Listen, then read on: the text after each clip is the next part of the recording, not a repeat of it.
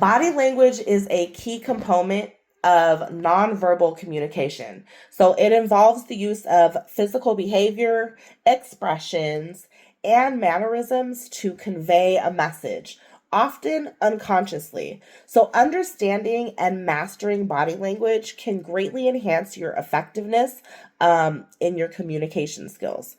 So this is because our body language can influence how others perceive us and can be critical in settings such as job interviews, business meetings, as well as personal relationships. So it can project confidence, interest, openness, or even conversely, disinterest or deceit.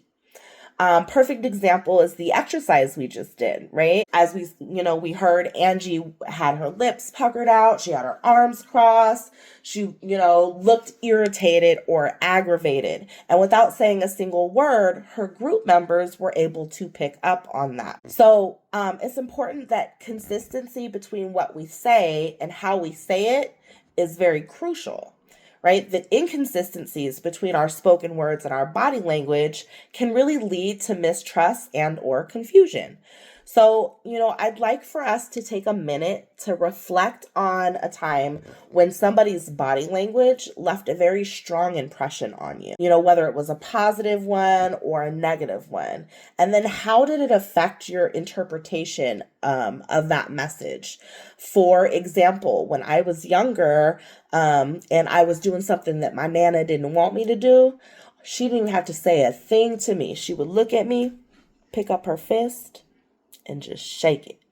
And I knew I was doing something I wasn't supposed to be doing. Just from that alone, I knew I needed to stop what I was doing because I was going to end up having to polish some silver or shine her chandelier or something that I didn't want to end up doing. So I also want us to think about our own body language in these different types of situations that we encounter. So how do you present yourself in a professional setting, a social gathering, or in stressful situations? Do you bite your nails? Do you, twiddle your thumbs? Do you pace? Do you, if you have a chair that moves, are you constantly sitting and kind of moving and spinning in the chair? Are you able to sit still? These are all forms of body language that we use.